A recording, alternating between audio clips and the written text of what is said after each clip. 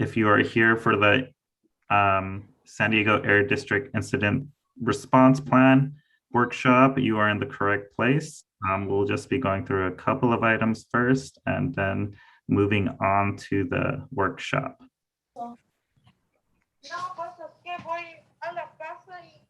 And just double checking, everyone, please mute unless you are speaking.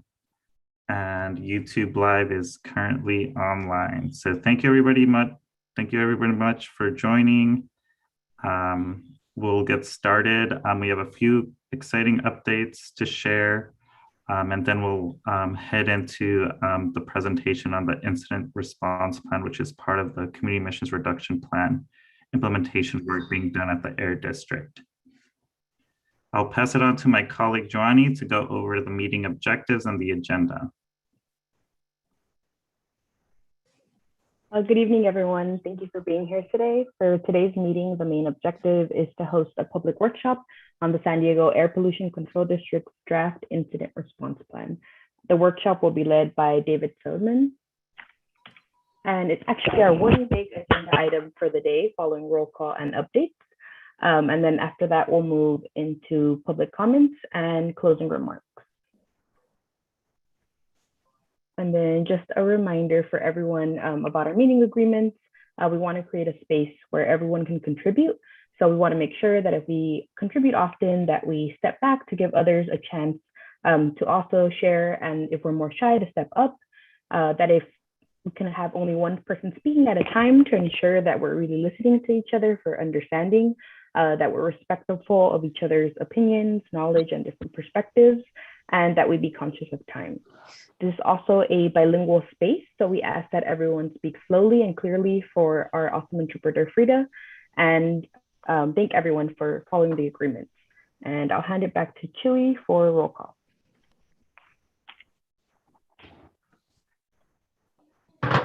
Everybody, we're doing a quick roll call to check attendance. Please be ready to speak when your name is called. Keith Corey with the City of San Diego. Hearing none. Ashley Tremonti, City of San Diego. Jack Monger. I'm here. Good evening. Good evening. Massey Hatch, are you here as well? None. Sarah Giobi. Hearing none. Is Dennis Dubard here?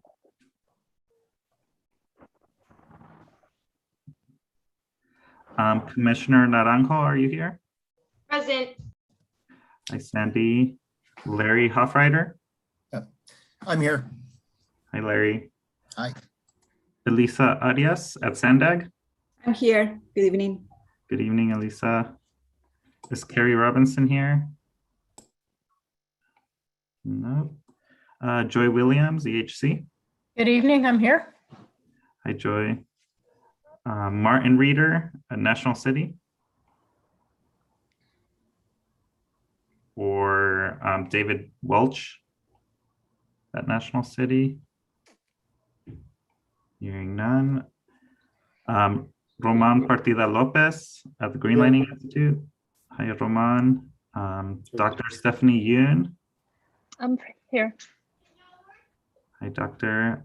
Is Dr. Alejandro Diaz here? And Dr. Diaz. Jose Marquez Chavez, Caltrans.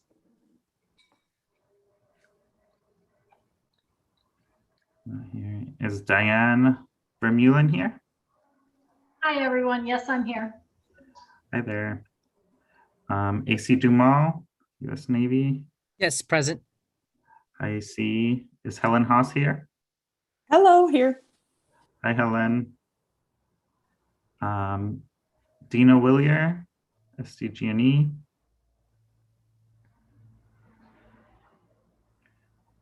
I don't hear you, but I see you. Is Joseph Gabaldon here? Don't see Joseph. Is Filomena Marino here?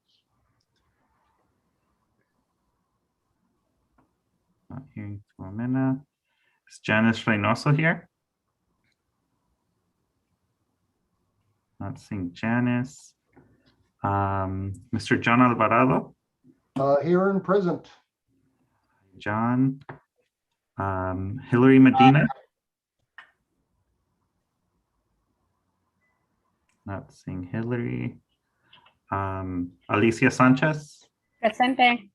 Hola, Alicia. Margarita Moreno. Aquí estoy, Hola, Margarita. presente. Naomi Sanchez.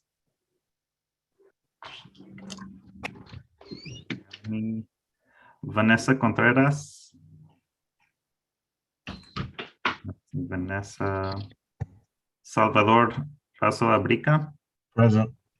Isel. Montserrat Hernandez. Presente. Hola, Montserrat. Hola. Sylvia Calzada. Present. Hi, Sylvia. Ashley Valentin. Not seeing Ashley. Josephine Talamantes. Present. Hi, Josephine. Maritza Contreras. Here. Hi, Maritza. And I just saw Keith Corey's message from City San Diego. He is here as well. Thank you so much.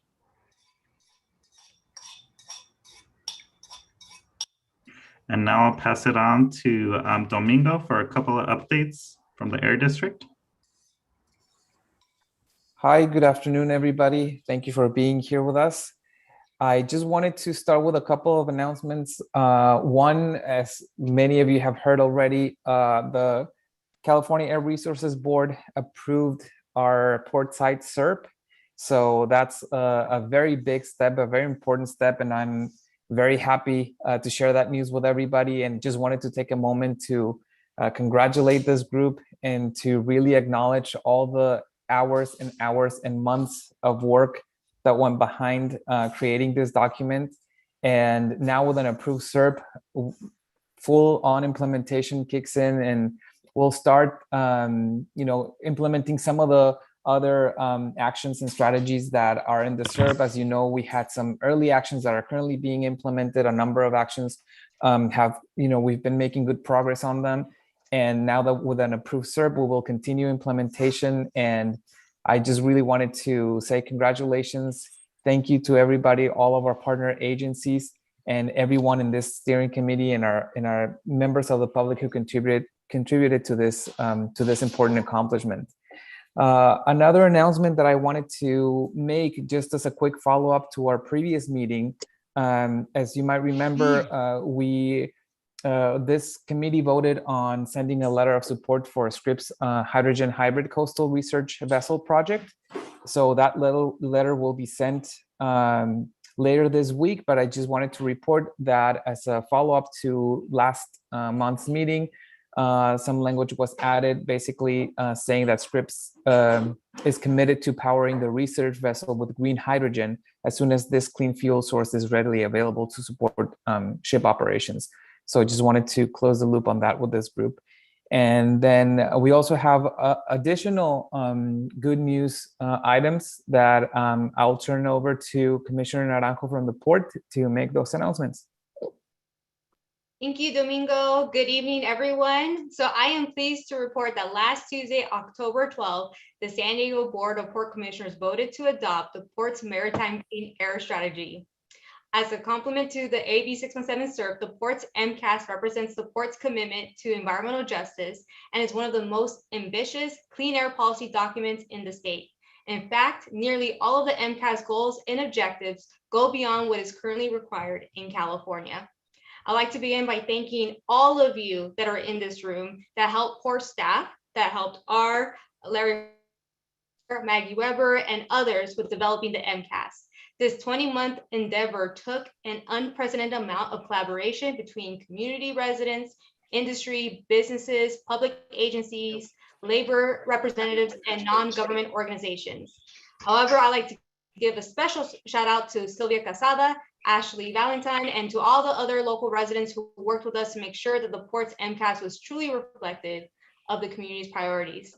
As a reminder, last May, the steering committee ranked air filtration devices at schools and homes as our top priority for incentive funding, and the residential air filtration programs included in the SERP and MCAS.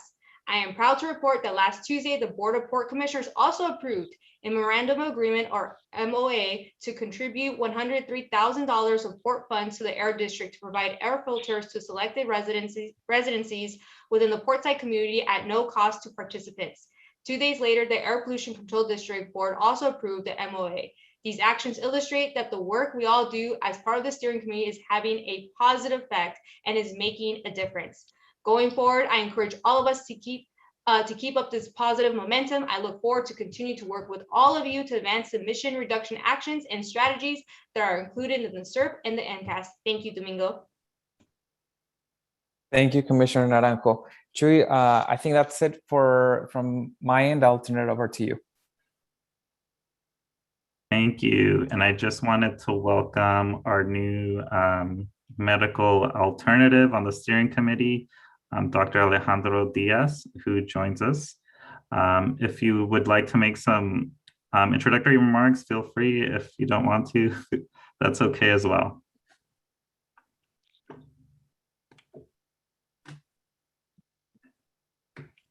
All right, can you guys hear me okay? Yes. Thank you. Yeah, thank you guys for accepting my application. I heard about it through one of our doctors here. You guys might know, I don't know if you know V Win, but she's been pretty instrumental in getting docs here at Kaiser interested and involved in environmental issues. So I'm just, I'm proud to be part and help the committee in any way. I'm a local, born in Ventura, but grew up here most of my life, and have been involved in community issues off and on throughout from high school pretty much on. And yeah, local resident. I live kind of in the Alley Gardens neighborhood, but have family all around San Diego. And so I'm very, interested in the issues locally. I've been trying to get involved more locally myself, just as an antidote to all the toxic, national and international politics going on right now. But yeah, if there are any questions you guys have or anything I can do, let me know. Awesome. Thank you so much. And welcome again. Thank you. And I wanted to quickly pass it on to Jack if you have a question or comment. Yes, thank you, Chuy. I just wanted to ask Domingo, I know you guys have been extremely busy the last month, but was there a reason that letter regarding this Scripps hydrogen project or ship didn't go out over the last 30 days? Thank you, Jack. I just received the letter updated with the language and was asked to confirm to share this update with the group and then send it afterwards. So just following up on that. When you say the update, talking about their commitment to use green hydrogen as soon as it's available? That's correct. Okay. When we make a motion like that to draft a letter and send it, whose responsibility is it to actually complete that? So whoever is drafting the letter is responsible to finalize it and then send it over, and I then forward it to the responsible, or to the organization on behalf of the steering committee. So, I mean, does that responsibility fall on the district to draft a letter that this committee may decide it wants to send, or does some individual off the committee take that responsibility, or how does that work? No, so whoever is proposing the letter and provides a draft of the letter. In this case, Scripps? Correct. Okay, gotcha. I thought that was something that we were tasked to complete and send. I understand. All right, thank you. Yeah, no problem. If you recall, the draft of the letter was presented last time. Right. So it was already drafted. It was just that additional language that was added as a follow-up to last month's meeting. And excellent, which is just what we asked for. Yeah. Correct. Thank you. Sure. Thank you. And moving along, For our next item, we're going to be asking steering committee members to approve last month's meeting minutes and tonight's agenda. Can we get a motion? This is Jack, so moved. Thank you. Do we have a second? I'll second that. This is Sylvia. Second from Sylvia. Perfect. Is there anybody opposed or have any edits or questions on the notes or agenda? Not opposed, not objections, but I never received them. Thank you for noting that, Josephine. I'll double check to see if your email is correctly listed on the listserv.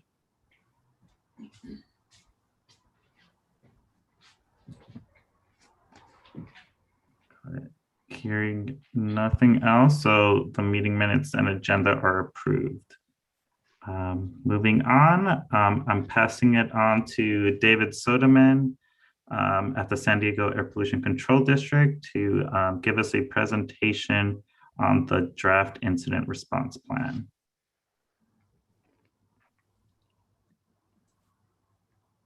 Thank you, Chewy.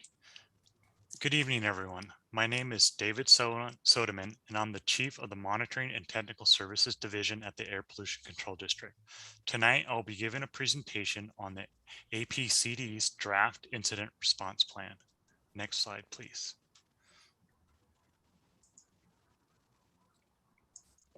Tonight, we will review the incident or unified command structure, the incident notification procedures, APCD's current monitoring capabilities, instrument characteristics that must be considered when enhancing our response capabilities, our communication strategy during an incident, the next steps and actions the public can take to prepare for and stay informed during an incident.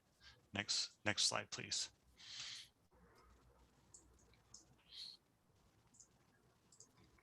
First, let's discuss what is an incident. APCD defines an incident as any release of air contaminants into the environment that may cause adverse health consequences to the public and results in a multi-agency response. Examples of past incidents includes last year's Navy ship fire and the various large wildfires that occurred in our region in 2003, 2007, and 2015. Examples of non-incidents include dust, odor, or asbestos complaints, and smaller structural and brush fires. If a member of the public happens to come across an incident and there is an immediate health threat, please call 911 and not APCD. On a later slide, we will address how APCD is informed of an incident. Next slide, please. And I now turn it back over to Chewy and Joanna for a poll question. Hi, everyone. Just some quick instructions for those of you who might be using Mentimeter for the first time. We'll move on to some polling questions, and to participate, you can either click on the link that my colleague David is going to drop in the chat. That'll take you directly to the questions, or you can open up a tab on your internet browser, on your phone, or your laptop, on your tablet, and you're going to go to menti.com. That's MENTI.com. And then you'll be prompted to enter a code, and the code for tonight is 60080560, and then you'll be ready to go. And you can keep this tab open throughout the workshop, and it will automatically take you to the next question. But if you accidentally close it out for any reason, there will always be instructions at the top of the screen when we're on a question. So let me just bring that up.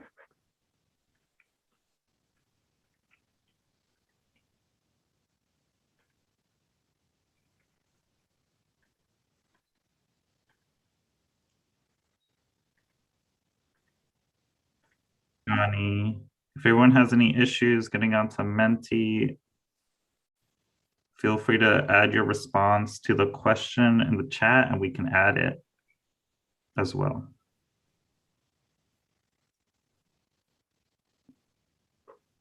So the question is, what is your expectation of APC during an incident?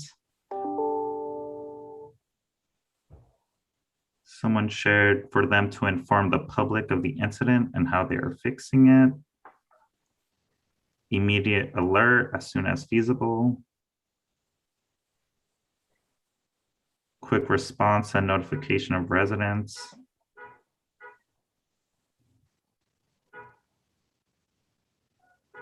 Assess the situation and develop a planned response.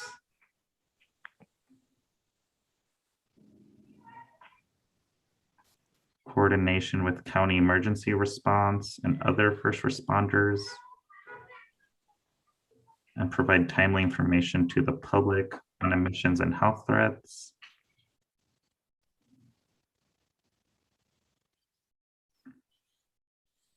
Inform public of the event or incident and necessary safety measures. Actively coordinate with adequate agencies to address the issue.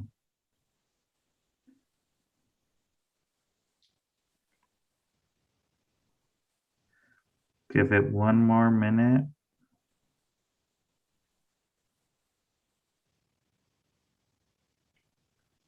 Does anybody want to raise their hand and share, give more context on what they shared or what they wrote?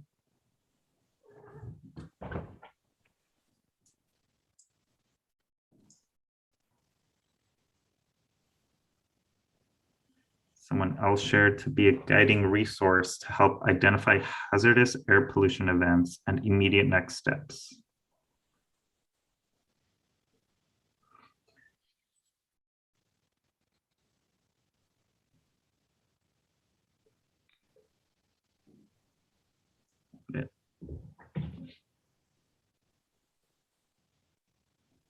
Seeing a lot of alignment.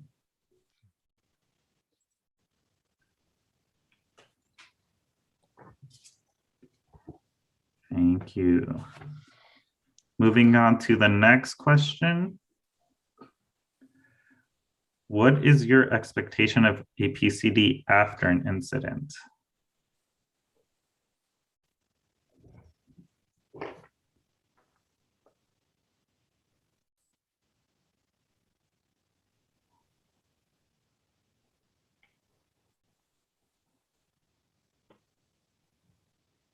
Feel free to write your response using the Menti link.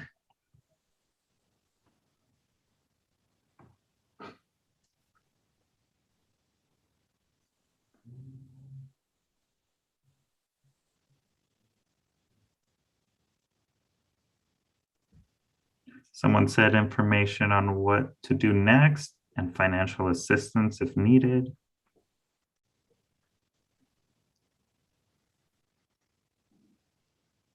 Keep community updated on residual hazards.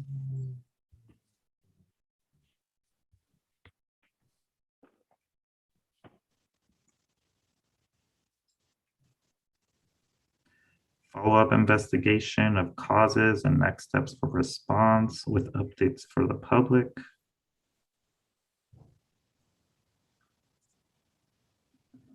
A follow-up with community with a report and analysis.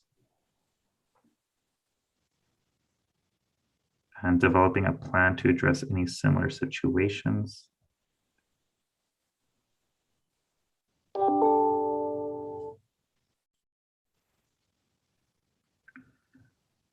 Coordinating with county emergency response and provide expertise regarding any air toxins.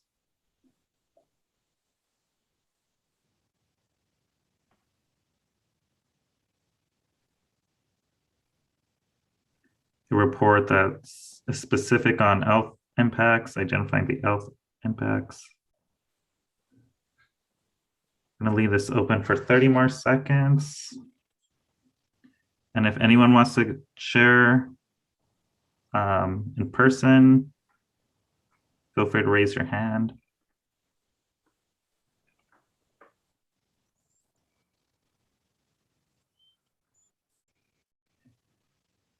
Timely notification to the public and next steps. And an assessment of the response and what went well, what could be improved for the future. Awesome. Thank you so much, everybody.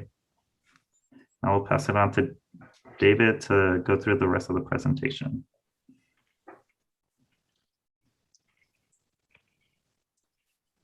Thank you for all those responses. That will be very helpful for us. On this slide, we're going to discuss the unified command structure. When an incident occurs, an incident or unified command is set up. The purpose of the unified command is to have the various agencies that are responding to the incident work in harmony, cohesively, and cooperatively with one another. The unified command is led by 2 or more unified commanders with assistance from public information officers, safety officers, and liaison officers. The unified command oversees 4 main groups: operations, planning, logistics, and finance. Air districts, along with public health agencies, are organized into the Public Health Assessment Unit within the planning group. I would like to point out that there are no incidents in which APCD would be the lead agency. In every incident, APCD would be a supporting agency. Next slide, please.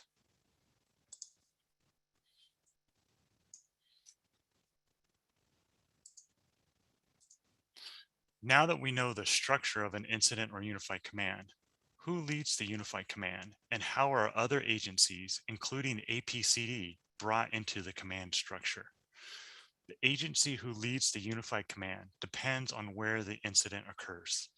If the incident occurs in the unincorporated areas of San Diego County or in more than one of the incorporated cities, the Emergency Operations Center may be activated and will be led by the County of San Diego's Office of Emergency Services. If resources beyond the county resources are needed for the incident, the unified command would request assistance from state agencies and, if needed, federal agencies. Next slide, please. If an incident occurs on federal, military, or tribal property, then the lead agency would be the appropriate federal agency.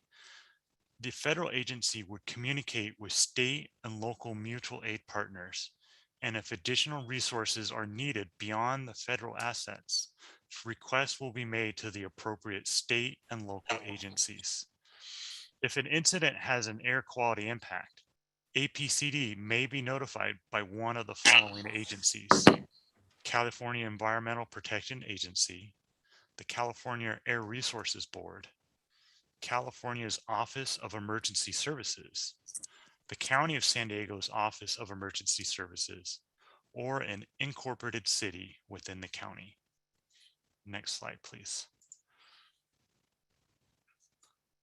When APCD's executive management is notified by the unified command that an incident has occurred, APCD's executive management will notify the appropriate staff. Staff will evaluate the incident information to determine what our response should be and what resources, if any, should be deployed in response to the incident. If the incident doesn't rise to the level where deployment of resources is necessary, staff will continue to assess the incident for any changes and will reevaluate if deployment of resources are needed. If any resources are deployed, then the public information officer within APCD will be notified, as well as the air pollution control officer. APCD will be in close contact with the unified command in coordinating public messaging. Next slide, please. Each incident is unique, and the deployment of resources must be decided on a case-by-case basis. Once the decision is made to deploy ambient air monitoring, several factors must be considered and decided on. Some of these considerations are listed here. We must decide on where the sampling should be conducted. Which instruments should be deployed? Does the equipment require plug-in power? How to secure the equipment from theft and vandalism? Do we have agreements in place with the property owners? And if not, who do we need to call to get those agreements? Once we arrive on site, we must set up the equipment, secure it, calibrate it, and set up communication to receive the data. If everything goes well, this entire process, deciding to deploy resources to obtaining data will take at least 5 hours. Next slide, please.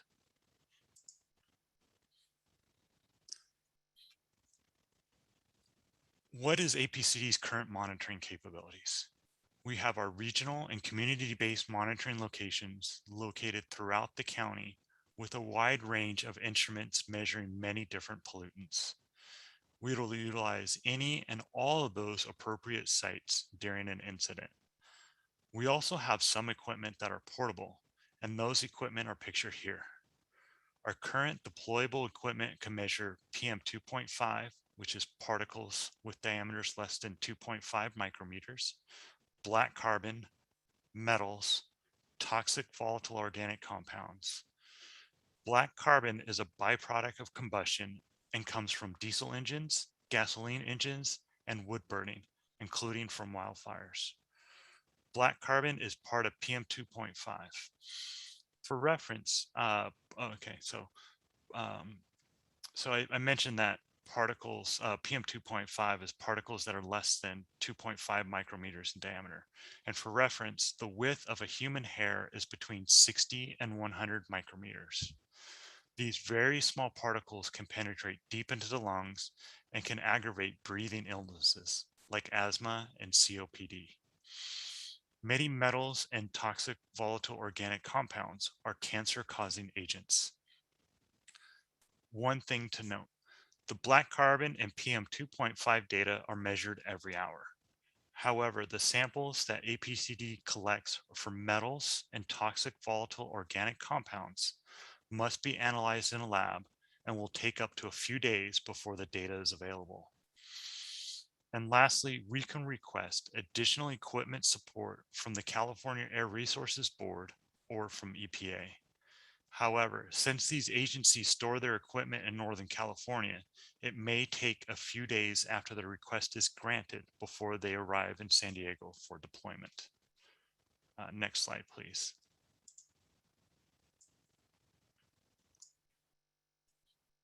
When deciding on instruments to purchase for incident response, there are several characteristics that must be decided. The ideal instrument is one that will measure the pollutants in real time, have the ability to provide good spatial coverage in the impacted areas, to be able to measure individual pollutants, and is accurate.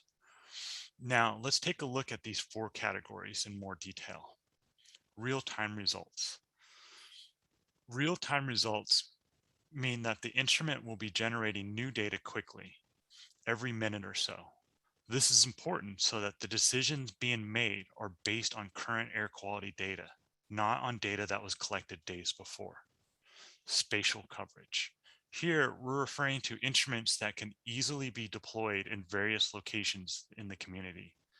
Typically, this will mean that they are small, lightweight, don't require lots of power, and preferably would run on a battery and or solar panels, and will require minimal hands-on operation. This is important so that we know in better detail what areas of a community are being impacted more than other areas of the community. Individual pollutants. These are instruments that measure one or more specific pollutants. This is important because health-based standards are typically only available for specific compounds. One exception is PM 2.5, which has its own health-based standard. And accuracy. This means that the instrument can measure the pollutant and only that pollutant in a variety of environmental conditions and compare well to a reference instrument. For instance, some lower accuracy particulate matter instruments, when running during times of high humidity, will mistakenly read water vapor as particulate matter and thus give an artificially high particulate matter reading. High accuracy is important so that the data represents the actual pollutant concentrations in the community. Unfortunately, most instruments only meet 3 of these 4 characteristics. Deciding on which 3 characteristics are most important is a decision that APCD must decide when planning on what instruments to have on hand for incident response. Given finite resources, we want to make sure that our response and that the data it produced meets or exceeds your expectation for what our response should be. And with that, we now have another polling question for you. Next slide, please.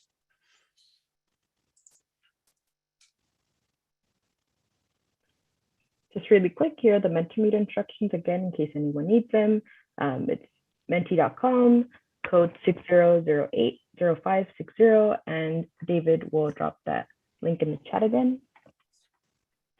And let's go to our polling question. For this question, you'll be asked to rank, hold on, let me just bring that up.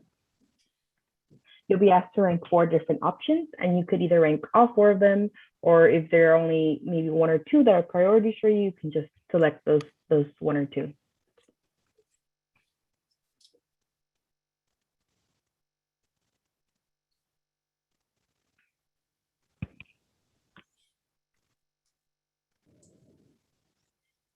Thank you, Johnny. Looks like people are starting to rank. Again, let us know if you have any issues getting onto the Mentimeter. You can write your answers in the chat and we can add them on.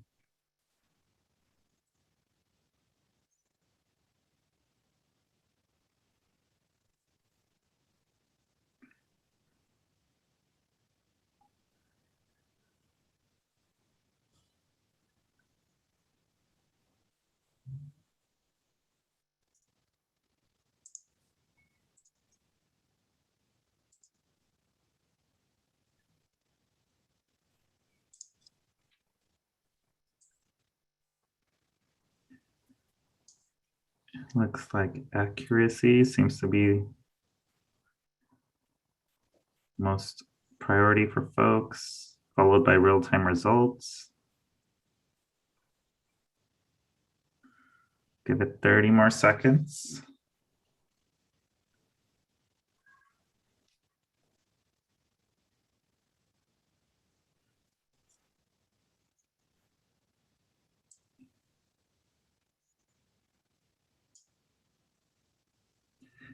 And if anybody wants to share why they voted the way they did, feel free to share.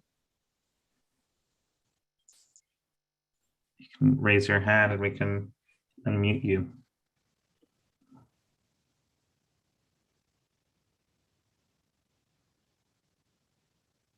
Okay, voting is closed. It looks like it's between accuracy and real-time results.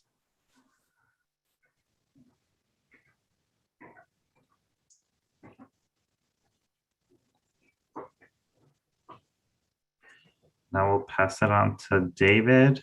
I just wanted to note there's a couple of questions if you want to answer real quick. One from Vanessa Forsyth. How are ambient air sampling devices powered during an incident?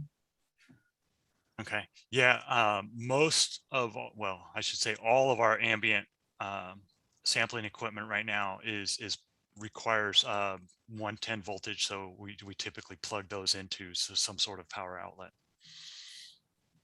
Thank you. And then the last question, are multiple measurement units combined with wind direction to triangulate the location of the sources of pollution? Yeah, at this time, typically we don't use any type of multi-measurement units to try to triangulate where the source of pollution is coming from. For an incident response, we typically know what the incident is, and so we don't really need to triangulate the location. I think that would be more important for just kind of more regional or community-based monitoring. Got it. Thank you.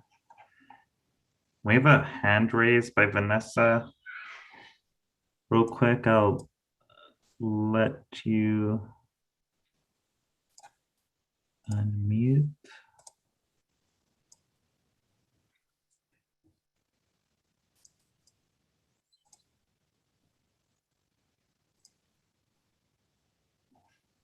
Sorry, unmuting Vanessa.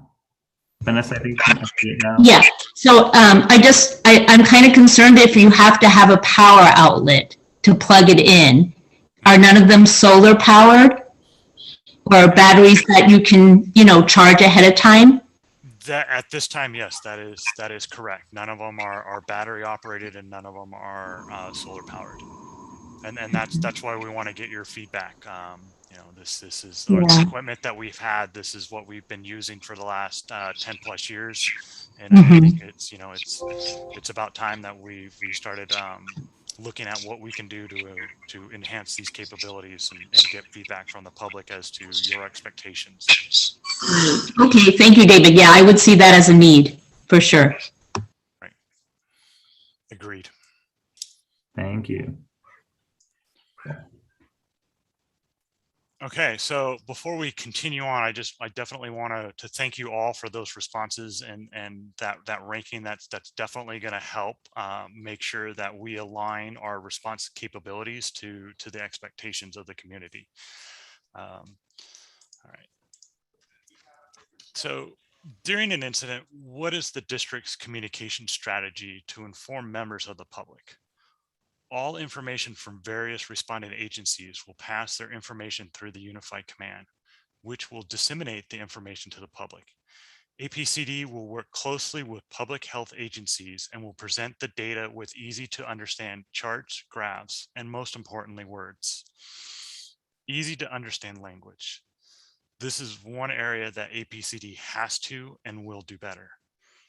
And lastly, APCD is currently working on a public participation plan and is actively recruiting a public information officer. Both of these last two items will help make sure that the APCD produced information is easily understood by the public. Next slide, please. What are the next steps going forward? We want to receive feedback on this draft incident response plan, either in a few minutes during our questions, comments, and answers period, or you can email us your comments and questions to the email shown on the slide. We will be giving our governing board a presentation on this topic on November 4th, and will report much to them the same information you heard tonight, but also your feedback as well. After that hearing, we will work on completing the incident response plan and we'll draft the final plan to our governing board, and we'll present the final plan to our governing board, hopefully this January, for their approval. Next slide, please. Before we open for questions and comments, I would like to highlight actions the public can do to prepare for incidents and stay informed during an incident. You can download the SD Emergency app, which will alert residents to an incident in their area. It also has a wealth of information for planning for incidents, including wildfires, earthquakes, and other emergencies. You can subscribe to Alert San Diego. This regional mass notification system is where residents can register their cell phone numbers, voice over internet protocol or VoIP phone numbers, and email addresses to receive notifications and instructions such as shelter in place or to evacuate from emergency response personnel during an emergency. This system is also referred to as reverse 911. During an incident, you can call 211 for general and non-emergency information regarding the incident, such as details on road closures, evacuation routes, shelters, etc. Before and during an incident, you can visit our website. We currently maintain a dedicated page to address general information regarding preparing for and actions to take during an incident. We also have a web page dedicated to any smoke advisories that are currently issued. You can join our listserv and follow APCD on social media is also a great way to stay informed of APCD's related information during an incident, as well as other APCD information and activities during times of non-incidents. And lastly, you can visit EPA's website for general information regarding fires and your health. Again, questions and comments can also be sent to the email listed at the bottom of the slide. Thank you for your attention tonight, and Domingo and I would be happy to answer any questions you might have. Thank you. Thank you, David. And I just wanted to open it up to Joy. You had a question in the chat and you have your hand raised. Feel free to ask your question. Hi, David, thank you for that presentation. I was just wondering, since you indicated that APCD would never be the lead agency in an emergency response, does this become like one chapter in a larger document? I mean, do just like county emergency response have an existing plan that this becomes part of, or how does this fit into the whole picture? Yeah, thank you, Joe. That's actually a very good question. This document is going to be a standalone document that's really going to just focus on APCD's response. The County of San Diego's Office of Emergency Services does have a very lengthy plan. I think it's like 250 or 500 pages long, that is currently being revised. They revised that, what they call an operations plan or area. It's an operations area plan, and that's on their public website. And they're going through, and they have various what they call annexes, which I kind of view more as chapters. And so they'll have one on fire, they'll have one on communication, another one on public health, and that is a very wealth of information. But that's mostly for like the first responders and the supporting agencies. And so we are a part of that that area emergency plan.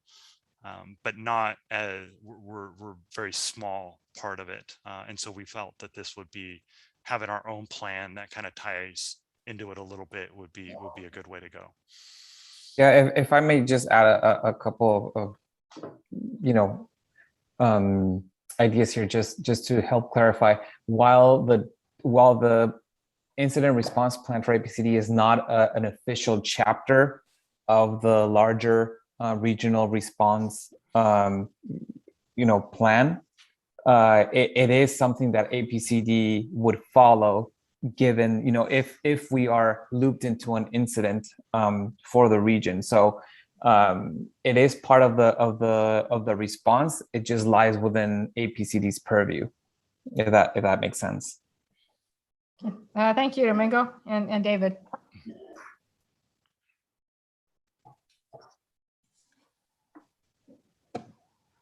Thank you. And bringing back Joy's original question in the chat, also related to Sylvia's question, is there equipment on hand that can be quickly deployed? What's the necessary steps to cut the gap of time between deployment and an emergency? Yeah, so to answer Joy's question, is there equipment on hand that can be quickly deployed? Our canister samples, that those can be easily deployed because those are not, they don't require power, but those are also just a snapshot in time, but they're not real-time instruments. They are ones that you collect a sample and then bring it back to the lab for analysis. And so it can be quickly deployed, but the results are not going to be known for a while. And to answer Sylvia's question, what are the necessary steps to cut the gap of time between deployment and emergency? That's really going to be based off the equipment. Do we have suitable locations that we can go to, like like during the ship fire, we deployed some of our samples at our current monitoring sites, and supplemented the equipment that was already there with more equipment that we had for incident. We already have land use agreements with the property owners. We already have power. Those locations are already secure.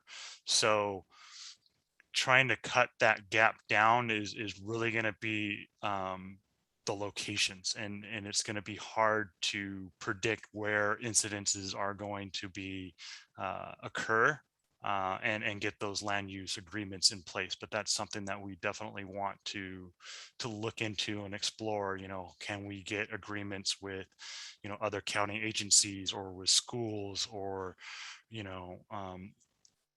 whatever, that we can firefighting units, that we can quickly already have those agreements, so that we have those locations already pre-selected.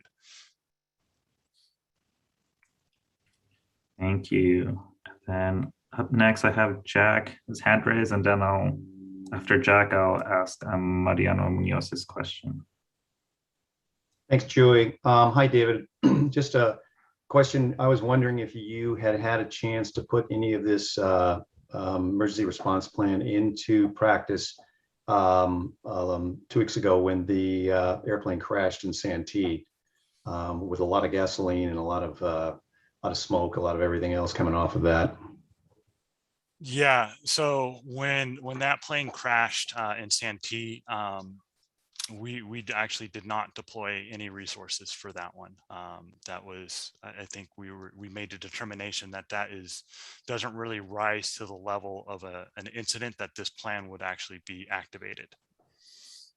So just to add to that as well, even with the recent fire, the cactus fire in Otay Mesa of the junkyard, same, we monitor the situation in terms of following and seeing if it will require the deployment of equipment, and see if we would be requested to act by any of the other regional agencies. So that is also something that comes into play when we're deciding to whether or not we need to deploy equipment or not. When you're talking about short-lived incidents, there's really not that much time that we would have to even go out there and monitor, right? So I mean, every incident will be different, but we have very specific guidelines in our incident response plan as to what would trigger the involvement of APCD in responding to the incidents. If I could follow on, so is that criteria a function of how long? I mean, because those homes burned for quite a while in Santee following that airplane crash. And it was out, in a residential area, so there were certainly people immediately adjacent to it who might have been affected. But that's not an automatic for you to deploy, even if it's just to do some sampling, or even if it's just to alert people. It probably doesn't even take sampling. It's a plane crash, it's fuel, the components in the aircraft, what I'm guessing you would probably know what risks might be people be exposed to, and it could be just an instantaneous warning that this is probably either unhealthy, or if they could stay in place and shelter that way, or if they needed to evacuate. That would seem to be appropriate for an accident like that anyway. Any thoughts on that? Sure, and we actually, thank you for the question. And that's part of what we're trying to also accomplish through our public participation plan, is getting more information out ahead of these types of incidents, because fires happen, structural fires and accidents happen pretty much every day, right, around the county, and we wouldn't be able to respond to every single fire, every single incident that happens around the county. So we currently have a lot of information on our website about how the public can protect themselves from smoke in general, whatever the source may be. And we do have that information available, and part of what we would try to do, with our public participation plan, and it's increasing outreach to let the members of the public know what they can do in an incident, which some of those measures David already outlined in the presentation. Getting sign up to those Alert San Diego apps, so they can get information. If they are experiencing an air quality nuisance or want to file a complaint, what's the proper the correct number to dial, or how they can file that complaint, and same, how to protect themselves from smoke, just in case of a general incident that we wouldn't even go and monitor. They can have that information. That information is currently available on our website. Okay, thank you. Sure. Thank you, Jack. And Mariano, you have 2 questions on the docket. You can unmute now if you want to ask those questions. Or I can just read them out.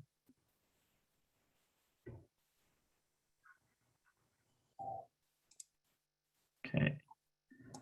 Mariano's first question is, how do you select placement of the unit after an incident, since location and from and around the source can affect the accuracy of the measurement? That's actually a good question. So, part of that time frame of when we're notified of an incident before we actually deploy and start collecting data, one of the things that we're looking at is where is the incident located? Where is the smoke and the plume from that incident moving to? And then we start looking for, what are some of the suitable locations that we can go out and grab, get samples or place samplers. And so we definitely we have a team of meteorologists that we usually involved in incident response. We have some additional tools. A lot of times, if it's a wildfire, we'll look at web cameras that are usually around quite a bit, that are traffic cameras, or SDG&E has some cameras for on power poles and whatnot, looking for it. So we use a lot of those type of resources to see where the smoke's going, modeling some forecast of where the wind is blowing. So we use those type of things to look at where the impact should be, and then we try to figure out, based on that, what would be suitable locations to send staff out. One of the things that we do is we want to make sure that we're monitoring in the community and not like right up at the source. We're not first responders, so we're not going to be getting into following firefighters right behind them and taking samples that close to the source. So we want to be kind of further away and more in the community where you guys are living, to take the data. Thank you. And moving on to the next question from Vanessa. Is there monitoring after events? As Jack is referencing, my other question, are your samplings shared with public in terms of health impact? Yeah, so currently, usually once the incident is over, our sampling cease, and we're not doing, we go back to our normal community-based and regional air monitoring. And so is there sampling after events? Traditionally, no. Your other question is the sampling shared with the public in terms of health impact? Yes, we definitely try to do that. We try to make it easy to understand. We don't always succeed, and that's something that we're committed on doing better in the future, is making sure that the data we collect, which is usually very technical, very complex, a lot of fancy words that a lot of people have difficulty pronouncing, including myself. And it's sometimes hard when you're so close to the data that to take a step back and see that bigger picture of what is important, and that's the health impact. And so I think our public participation plan and having a public information officer will definitely help reinforce that we need to present the data better in more user-friendly terms, and focus more on the health impact of it as opposed to the actual concentrations of the measurements. And also I wanted to add in when we're talking about multi-agency response incidents, you would typically also have staff from the county's public health department that would also help make those connections to the health effects, as a public health agency for the region. So we would also rely on their expertise to make that information available. Thank you. I'll ask Mariano's question next, and then follow with John Alvarado. Mariano asked, what would be an example of the shortest lived incident that would likely trigger the response plan? I can start, David, and you can add, but part of what we're looking at is whether it's a multi-agency, an incident that is relevant enough or big enough or of such impact that would require multi-agency response. So it's hard to say because every incident is going to be different, right? But something that would require multi-agency response and that would have the county office of emergency services will engage us regardless of the duration of the incident. Yeah, and some of our response could be, instead of just sampling, it could be a smoke advisory. Correct. And so our response isn't necessarily only going out and doing sampling.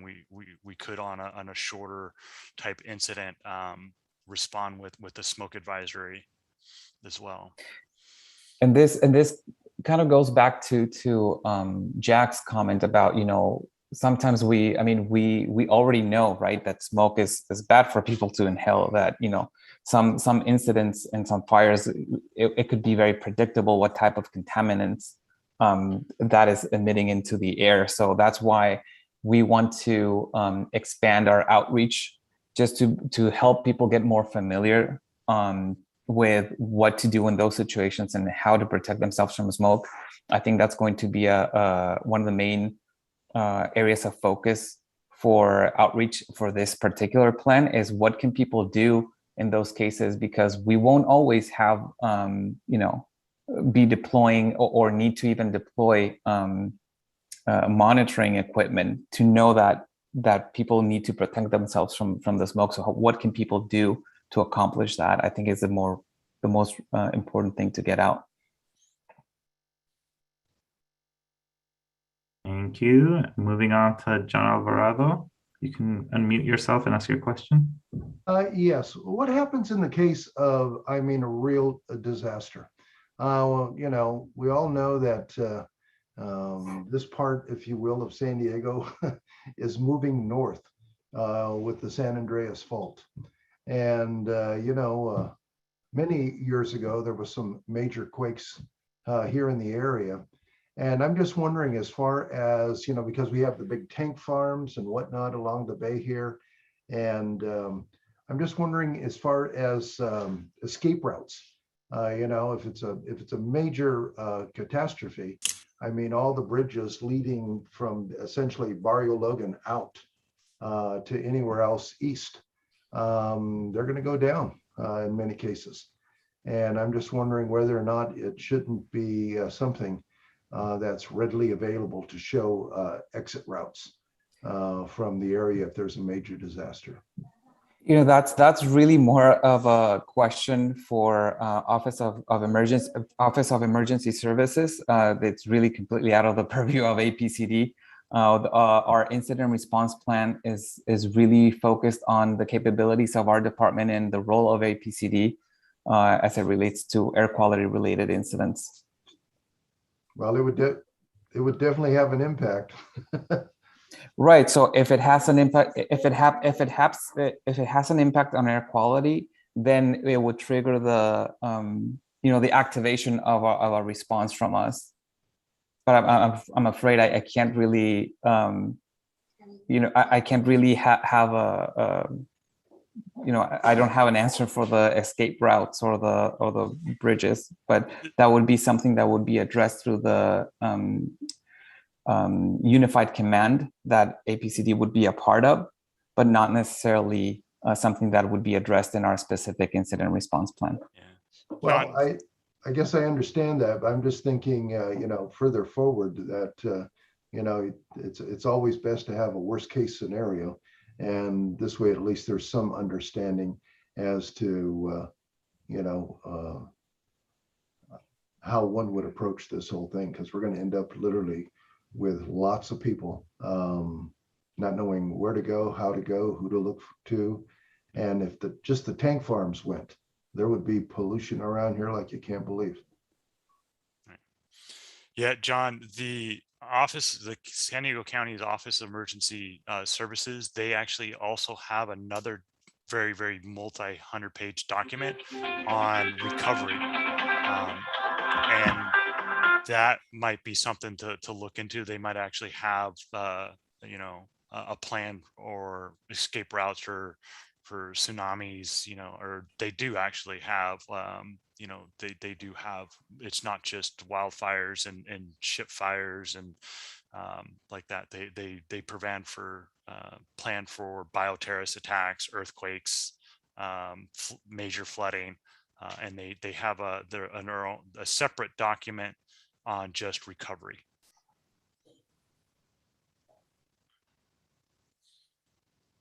Thank you. I just wanted to flag Joy's comment, reflecting on the case in Otay Mesa fire where people were evacuated. It seems like when people are being evacuated, that might raise the level of an APC response. Roman agrees with Joy's comments. Even if APCD can't deploy quickly, there should be some follow-up with the surrounding community. Should not limit it to people accessing your website for information. And points well taken. And I think that what we're trying to balance too is, you know, whenever you have an incident with an air quality impact, it's very likely that the people in the surrounding area could get evacuated. So, you know, that doesn't necessarily imply that we would be deploying instruments.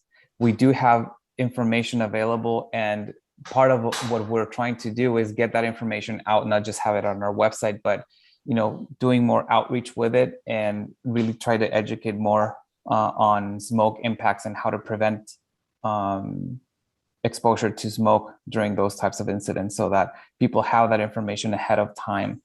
And, you know, it won't require us to, you know, scramble at the, or anybody to scramble during an incident, but that people are familiarized with it. Similar to you know, the information that people have of, you know, what to do during an earthquake. Most people are familiar on how to protect themselves, or what are the you know, the steps that they can take right away. That's the level of familiarity that we would like people to have with air quality related incidents. Is what should they do to protect themselves? Thank you. Moving along. See, there's a question from Dr. Diaz. Do you want to ask your question? Over to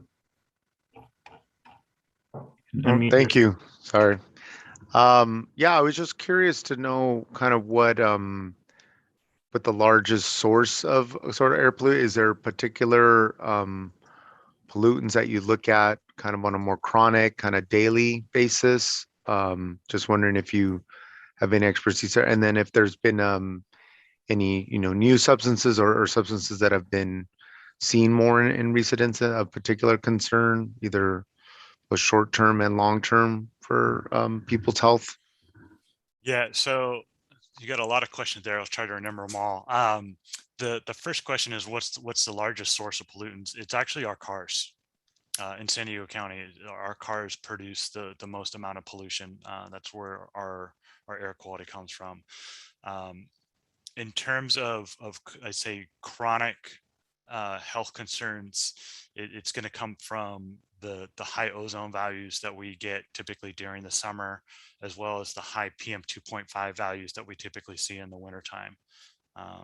Those I say are more of your basic chronic pollutants that we need to be concerned about.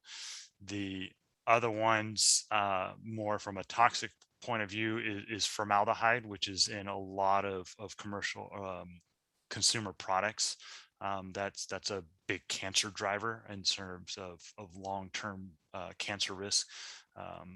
Formaldehyde is up there.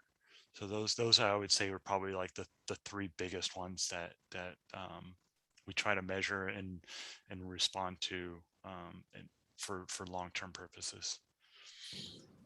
Thank you. Yeah, I didn't understand. You said the high ozone, there was a PM something you mentioned. Can you, PM what PM particularly that is? Yeah, particulate matter that has diameters less than 2.5 micrometers. And these are what they call fine particles, or these are small particles. You can't actually see them with your eye. You need a microscope for them.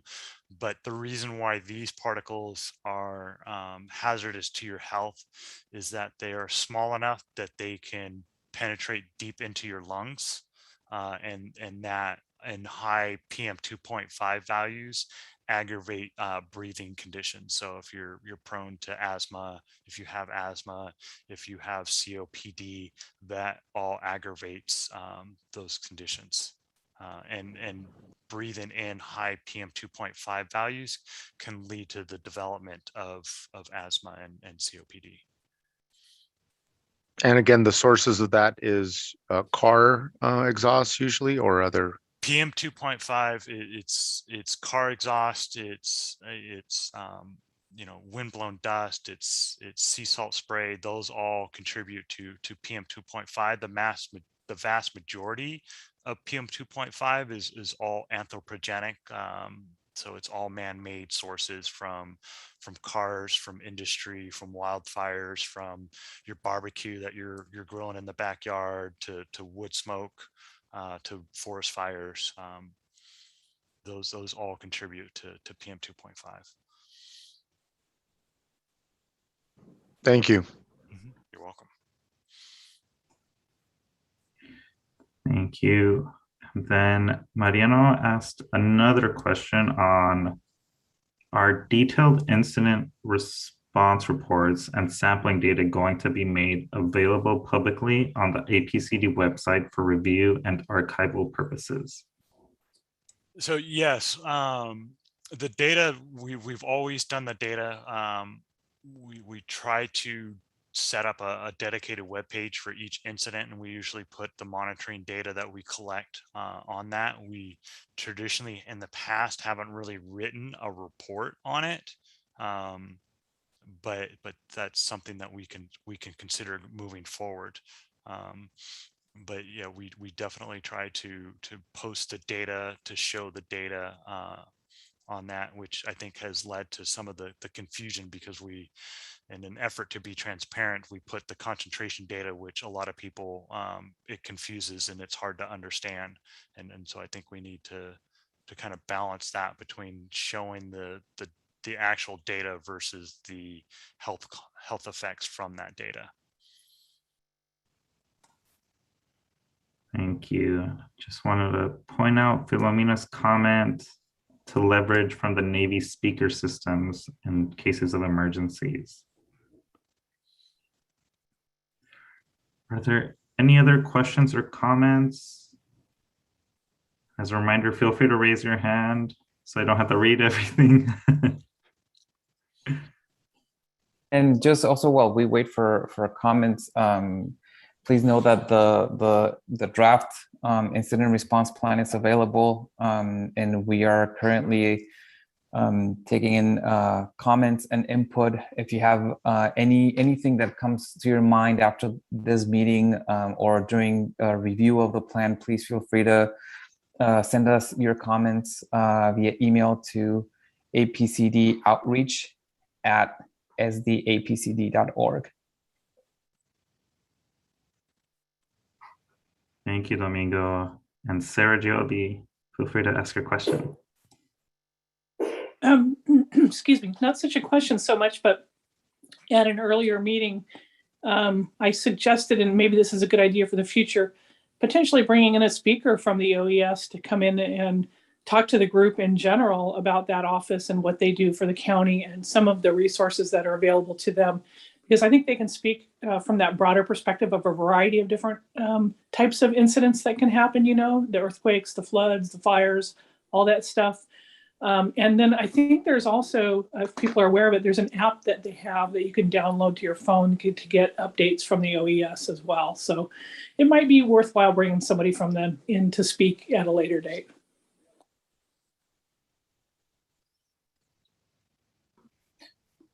Thank you, Sarah. Absolutely. We'll definitely reach out, and we'll have someone.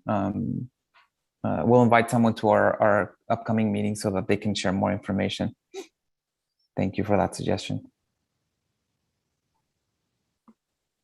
Thank you, Sarah. Any other questions? I have a quick question. Given that the Portside community has its monitoring network in place, I'm wondering where those monitors fit into once an incident happens. Do those pick up? I imagine they pick up some of those incidents, and how is that data translated for the community to understand? Well, that's an excellent question, and that's having the community-based monitoring sites, we would definitely utilize those sites. Again, since we have land use agreements with the property owners, we have power available. We would definitely consider those when we're considering where to sample. If it's an appropriate location, we'll definitely go to there. And during the recent incident in Portside, we did use data from those sites to assess the situation and to share that information publicly.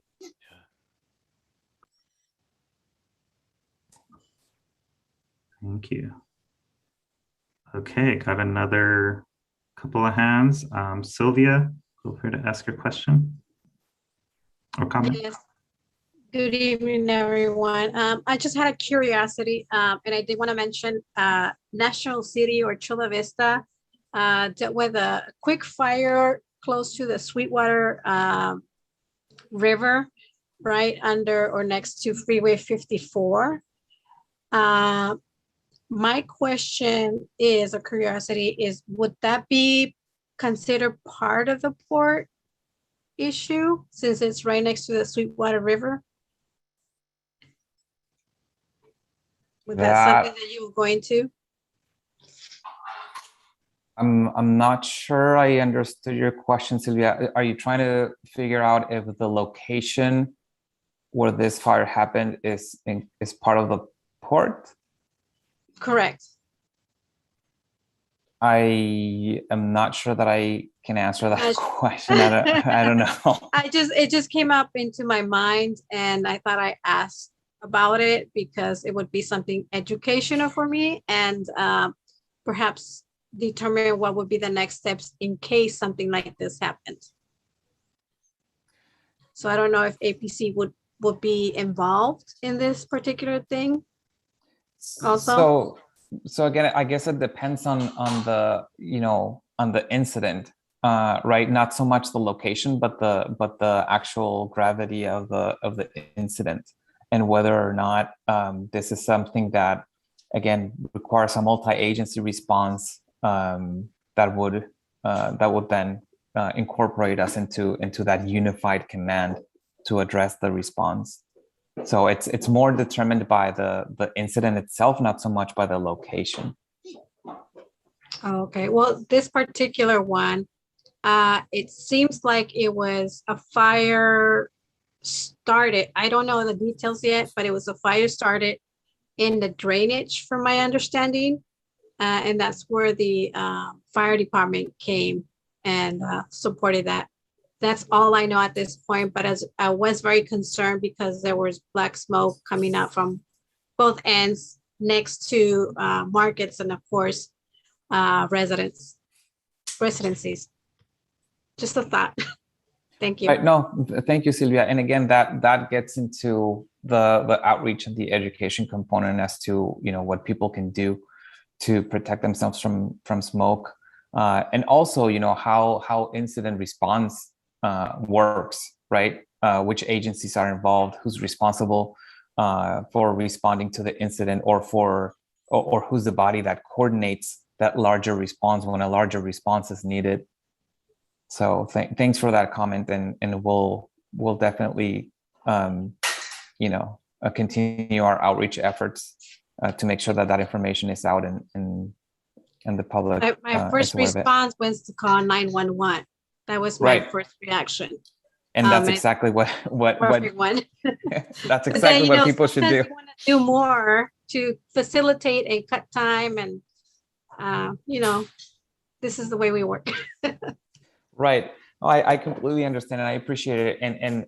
And thank you for bringing that up, because that's really the first step that anybody can take during an emergency, is really calling the emergency response agencies, typically by dialing 911. And those emergency response agencies then would trigger the notification process whenever there are more resources that are needed to address an incident. Right. Maybe in the future, when it comes to describing outreach or reaching out to the public, is to kind of give us an idea of what would be the system or the steps, a chart at least, to know what takes place when this happens, or something similar, to have an idea. Mhm. And I believe, if I recall correctly, Sotoman, I believe we do have something like that currently in the plan, but if not, we'll make sure to go back and review. But I think we do have the process laid out as to, you know, how we get involved during an incident, and then, you know, what are some of the things that the public can do. Right. And it all starts with that notification to the emergency responders, Mhm. like you mentioned, calling 911. Right. I appreciate the charts that you provided for this incident response, because it did give me an idea of who would be responsible, or what would be the next steps after that. So appreciate that extra Thank you, detail. Sylvia. Thank you. Thank you. And I see Jack has his hand raised. Feel free to ask your question or comment. Thanks, Chewy. I just wanted to respond to the first part of Sylvia's question. If I understood her correct, she was asking if that, or part of her question was whether or not the location of that was on port land. As a rule of thumb, port land does not extend east of the I-5. And in fact, in a lot of areas, it doesn't even come close to the I-5. So if the fire you're talking about was, I thought you said out near Highway 94, that definitely would not be in port land. Not that it matters for emergency response, but just to answer that part of your question. Right. It was just a quick question that I had. The reason why I asked maybe before it is because there's a river, you know, a body of water there that, I mean, it's something education that I'm learning. So I appreciate all the information. Sure. Thank you. Any other questions or comments? If not, I think we can end today a little early.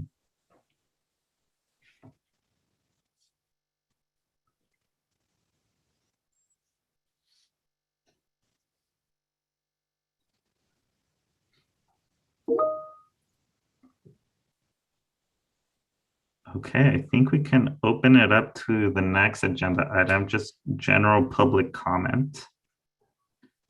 If folks have any general public comment on anything related to AB 617 and the Portside Steering Committee.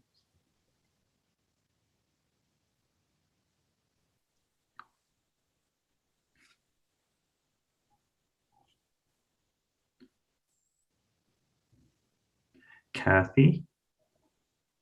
Hey, Kathy, feel free to give your announcement. Hi, I'm so sorry. I missed the beginning of this meeting. I got delayed. So I just wanted to do, if I could do like a 2-minute quick update. Of course. Sorry. I just wanted to let folks know there's 2 things that are happening. One is we're asking for you all, we've posted the information from last month's meeting to get some feedback on our scenarios for the community identified projects, the truck pilot project and the zero emission port equipment project. If you all have a chance to look at that information, give us any feedback in the next week or 2, that would be really helpful to us. And then the second thing I wanted to note was that we're getting ready at the district to open up our overall yearly incentive program solicitation period. We're planning to open on November 8th and accept applications through January 7th. There will be a lot of money available, not only in the AB 617 programs, but in our Moyer farmer goods movement emission reduction programs as well. So I just want to encourage people to and sign up for our email notification list. If you have people who are interested in applying, if you know people who have equipment who you think might qualify, encourage them to reach out to us.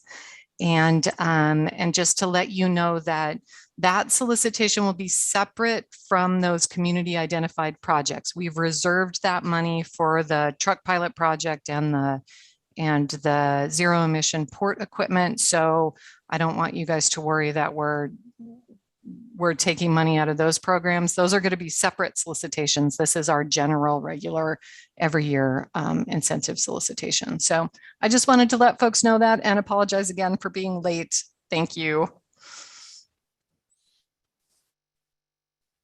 Thank you, Kathy. No worries. Does anyone have any follow-up questions for Kathy or any other general public comments?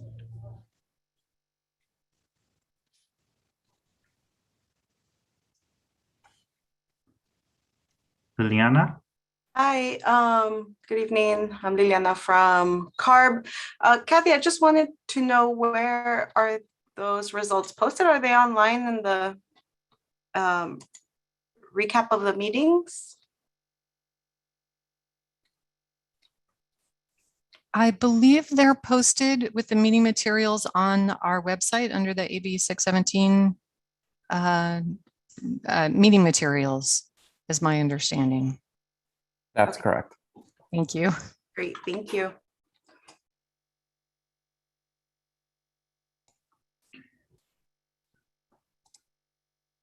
Thank you, Liliana. Any other public comments or questions on incentives?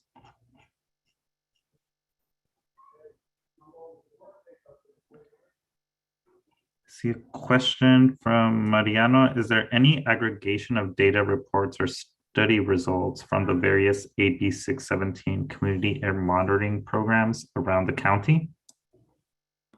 Hi, actually the only community currently that is part of the AB 617 program that has been selected by CARB is the Portside community. We are looking into expanding to other communities around the county. The next one we're hoping that gets selected is our international border community, San Isidro and Otay, but currently Portside is the only community. And the community emissions reduction plan that was recently adopted has a good amount of information on this community, including a general profile of the community, sources of pollution, measures to reduce emissions, etc.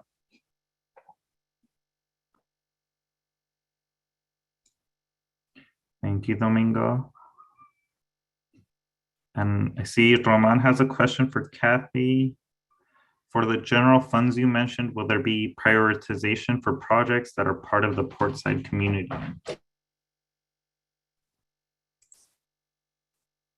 That's a great question. And yes, there will be prioritization. If there are projects that will benefit the AB 617 Portside community, we will definitely prioritize those.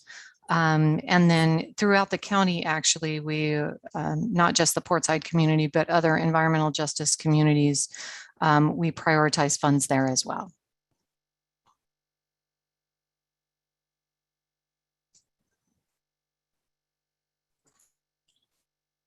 Thank you, Kathy.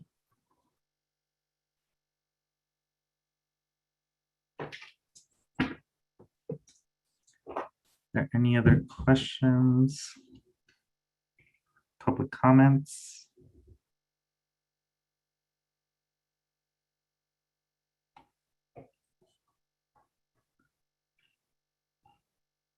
Hearing none, I think we can end a little early today.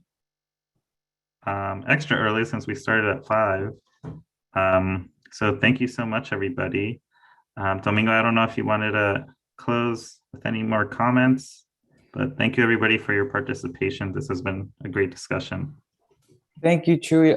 And I just again wanted to thank everybody for being with us tonight, for all your input and your comments, and just to remind everybody that if you have any other comments or thoughts on the incident response plan, please feel free to reach out and send us your comments via email to apcdoutreach@sdapcd.org. I'll put that in the chat.